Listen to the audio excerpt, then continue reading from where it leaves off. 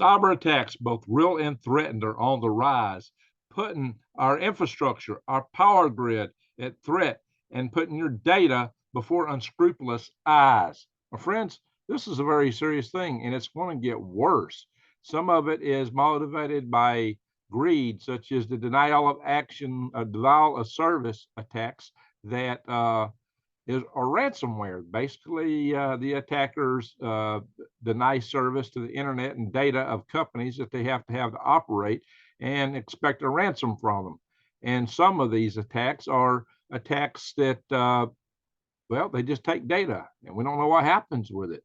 Is this something that's going to be sold on the dark web to people that want to hack your accounts, to hack your Social Security, or is this to be used in the future by some state actor against the population? There are many things that we have to know here, but worse than that, uh, we have to know that our own government is buying all this data about you from all the stuff you do on the internet, everything. They've got major data files on every person in this country, which are a violation of our Fourth Amendment.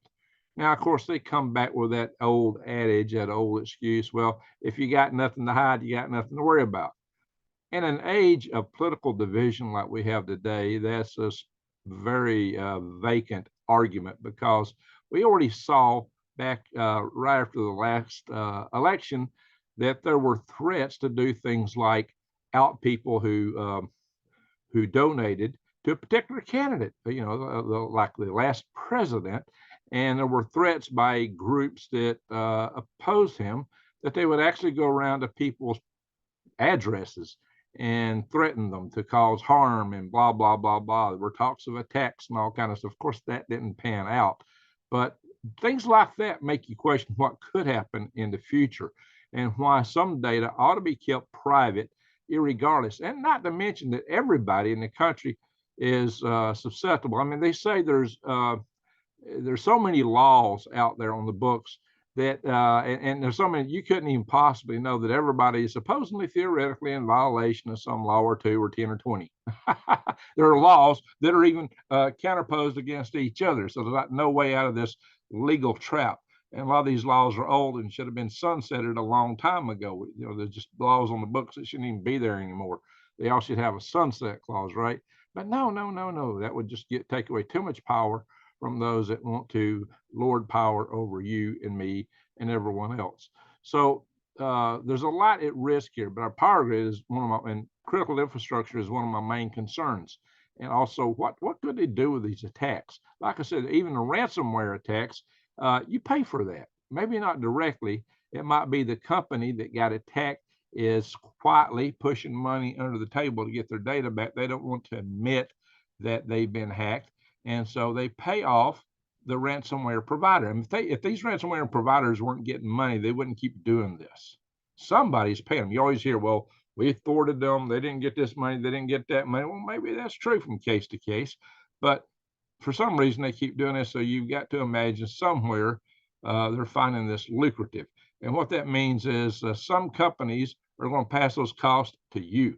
You're still going to pay for it. And there's said that we're having billions. Actually, I read $1 trillion impact on the American economy.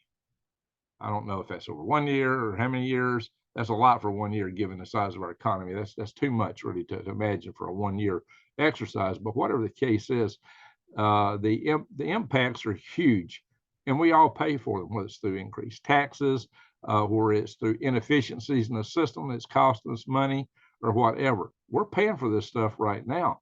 We're paying for all kinds of extra cyber security, and I'm going to talk also what you need to do to keep yourself secure.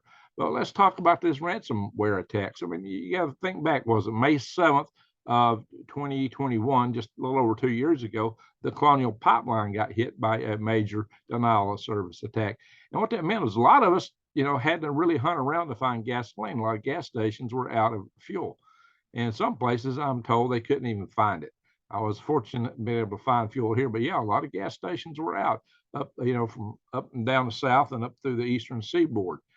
It could get a lot worse. Now, allegedly, that group did not get paid, but who knows? Who knows? That's what they claim. That may be more propaganda.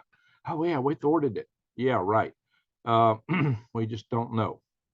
My friends, there's a lot at risk here. There was that solar winds attack that many of you may recall from a couple of years ago. And that solar wind attack, well, that was actually about, that was a little bit more than a couple of years ago. It was a few years back. But guys, that attack was started in 2019, in fact. It was 2020 before they actually, over 14 months before they actually discovered that attack was going on. They used software that was basically supply chain type software that the SolarWinds company had put out to hundreds of thousands of users. And they were a company, basically a big software clearinghouse. And I'm told they actually hacked their security software and used that in order to get the back door that enabled them to put that attack out there. But that's one of the scary ones because we don't know. There was never any asking for ransomware.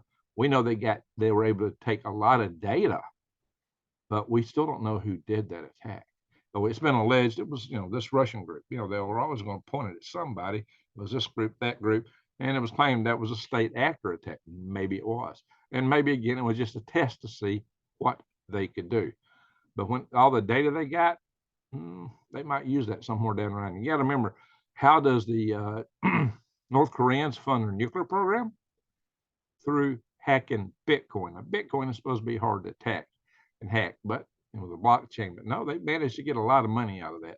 See, the bottom line is there's nothing that's not hackable. If it's on the internet, it's hackable. I've got a hacker friend who's told me that he can hack anything. They can just listen to you and hear you tapping your keyboard. They can, of course, they can put a laser on your window to know what you're saying.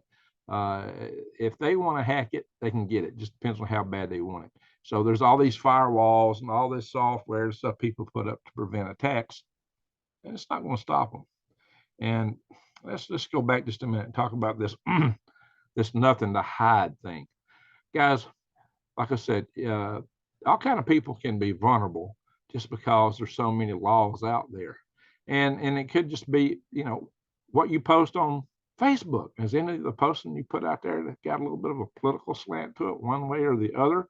Those are very popular posts. Well, maybe they add up, and somebody might decide to target you based on that. So, yeah, let's look at a few of these things that's going on, and then we're going to talk about what you need to do. So, yeah, they hacked a nuclear waste storage yard. They hacked the Department of Energy. Guys, these hacks have recently been off the top. We got more than that. There's one thing that really worries me. Some networks are hard to attack. The power grid has a lot of stuff that's not online. There's a couple ways to get at it. One of them is just like the centrifuges that Iran had. They were not on the internet. They still got hacked. Why? If somebody put malware on one of these and got someone to go in a plant and insert these in the computer systems there and had that Stuxnet virus on it, which caused those centrifuges to spin up real fast and destroy them. It reported, the people, the operators, the monitors read that everything was fine. They were running the normal speed. In reality, they had sped up. So it gave them false data on everything's fine while it wasn't. That kind of attack could hit a lot of things that's not on the internet or on the grid. But moreover, there's one other thing that really worries me. And it pertains to also some recent news.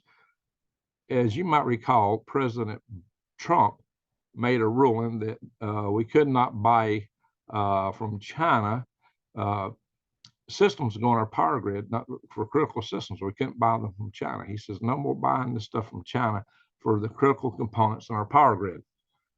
On his first day in office, the current president rescinded that. First day with an executive order, he rescinded Trump's executive order on that. Why would you do that? What would be the reason for it? Now, here's what really disturbs me. It's said that Sandia National Laboratories has one of our big transformers, and we got a bunch of these in our system now that we bought from China.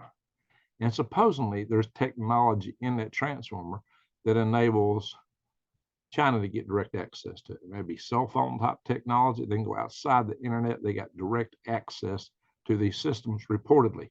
What can they do to it? Destroy it, shut it down. The problem with it is that they're keeping it under wraps. We don't know exactly. They're not announcing, they're keeping it shh. It's just like the findings from the Chinese spy balloon, you know? It's like, oh no, we can't report this. It's, you know, I was told, or, you know, I have heard, rumors are that not talking about, at least to this point, and not releasing information on the spy balloon was a condition for Blinken to be able to go over and talk with Chinese officials, make his visit to China. I don't know, guys. This sounds really concerning. Why would we be sweeping this stuff under the rug?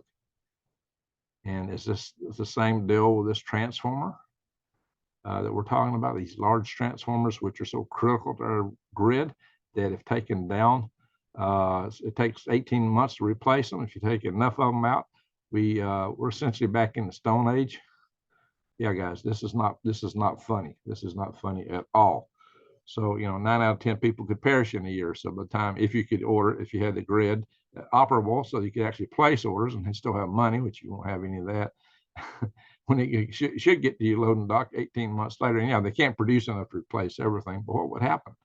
You would have nobody around if 9 out of 10 people perished to do the work to put it in, or even enough people to run our nuclear power plants or dams. All these critical infrastructure items here in America that require regular maintenance could all be in cascading failure long before then. So there's a lot to be concerned, not to mention that they may put them in cascading failure. So there's just a lot to be concerned about. These are not to be taken lightly, these hacks, these attacks. We've not seen the worst of it. If we get into a war, direct war, NATO to Russia, or China, if we get in direct war with China, you can expect this to get a lot worse. I'm thinking they're holding back. It's been said that before we got a missile attack or an EMP attack, that the first thing would happen would be we get a massive cyber attacks. And of course, we know our good friend from the House of Klaus and the forum that's not so economic, but it's worldwide. Well, I guess it is economic because they want to economy worldwide, right? So, you know, they're claiming, oh, there's going to be a major hacking attack in 2 years. Well, how would you predict that? How would you just know that ahead of time with such degree of certainty? And kind of when you hear these announcements that this is going to happen in 2 years, or that's going to happen in 2 years, like there's going to be a major bug in 2 years, you know, there's certain probabilities of these things. To be able to predict something like that with such certainty is a bit disconcerting. All right, guys, I don't want to go too much into this. I'm going to just breeze through these articles because we've already talked enough about it here, really. I'm just going to show you a little bit of the background to let you know that this is a real concern. And here we are. This is the Department of Energy's hack. And, well, yeah, UK's telecom got hacked. The European air traffic control system got hacked. Now, what can go wrong with that, guys? What can go wrong? So what we had here with this Department of Energy getting hacked with, they say it's a pro-Russian hacker group.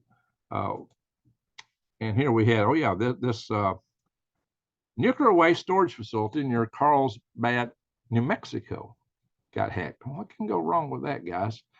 So what they're saying is these files, there's an organization called Lance, what was the name of that? Lance Tempest, that apparently was run. Everybody's been saying the organization was CLOP, C-L-O-P. No, that's the ransom. That's the software. That's the malware they're using. The malware is called CLOP. A lot of reporters are telling you that is the organization. No, the organization is Lance Tempest. They're using CLOP, and they use that to hit this software called Move It. And apparently Move It is one of those other softwares that's all over the place, one of those other software packages, kind of like the attack through solar winds. So they're finding all kind of back doors. Guys, anybody can be attacked. Anything can be attacked will be attacked. I'm going to cover what you need to do for that in a minute. So just to give you an idea that these attacks are going on, and there's various people pointing at different things. So this attack apparently didn't happen but why would somebody, before they're attacking, actually announce they're going to attack within a certain time frame? And maybe they had some other motivation in making this announcement. But they said they were going to take down the SWIFT financial system in 48 hours. Maybe their attack got thwarted, but that don't mean they won't come back for it later. The SWIFT banking system is the international banking system the West use. Now, I can understand that while Russia would probably really like to hit that, because the United States took, this was, you don't just take somebody's money out of an international banking system and expect that everybody's still going to play in your banking system. That's one of the reasons that lots of countries are now switching over to BRICS, because they fear that we're going to seize their money, and they don't like the way we play. And this gets them out of being susceptible to our sanctions. Our sanctions are worthless now, almost. And our money is going to be worth a lot less, too, as our dollar loses its status as a world reserve currency. Even if it don't totally cease to be a world reserve currency, it won't be as in demand, which means there's going to be surplus dollars and inflation. So, guys, this is going to hit us one way or another. No matter which side you take in this scenario. I know people that may favor that, but whatever you think, it's going to hit us. And I'm not taking sides here. I'm just telling you that we're going to be impacted by all these things. And so, by the way, a lot of money has been stolen. A lot of spyware is out there, a lot of direct money. And they've taken money out of people's bank accounts, too. So watch out, guys. People, companies, people have had their stuff ransomwared. Here it is. Attackers keep targeting the U.S. grid, but they're also talking about, of course, the direct physical attacks, not just the cyber attacks. So, that's what we can expect. If we're about to have a war, we can expect to see a multi-pronged attack, including both, and including potentially EMPs. As I've mentioned,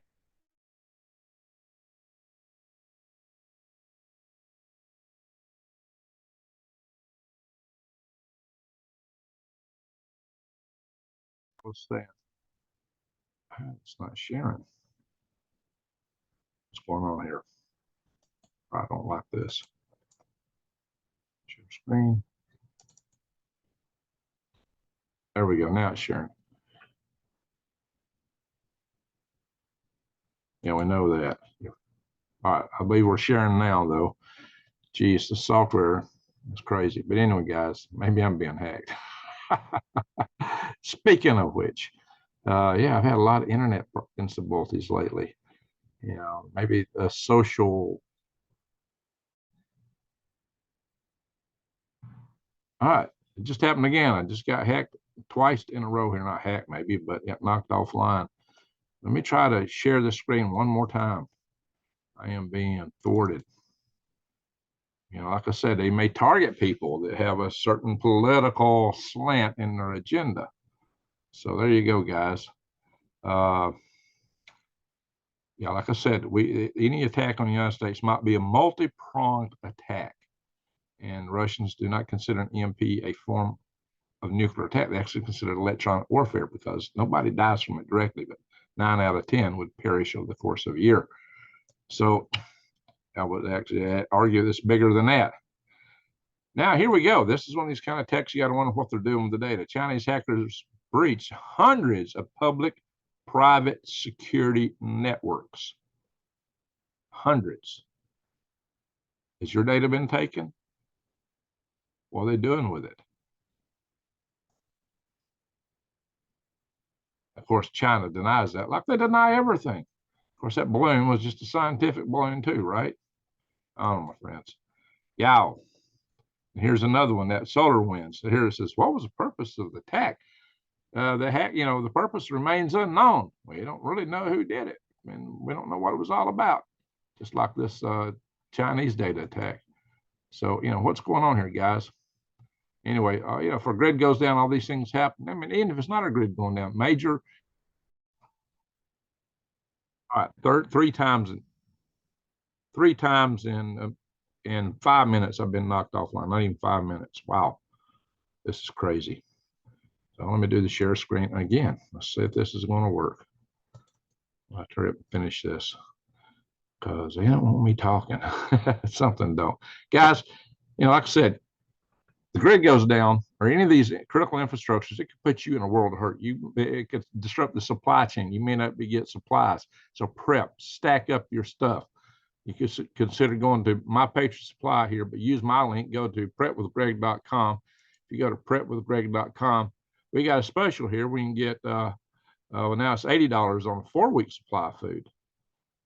So the 4-week supply. So they got a different deal here. It's not the whole 3-month supply. This is a little more affordable for people, guys. So maybe you can handle it's 2 buckets. Change this, or if you can't handle that, then you can still get a 2-week supply for $127. So you can save on a 4-week supply, and that's a good deal. $80 off a 4-week supply is a pretty good thing. All right, guys. So I'm gonna finish up with that. We're gonna stop the share. I'm gonna tell you what you can do. Hopefully, I don't lose a signal before you get done.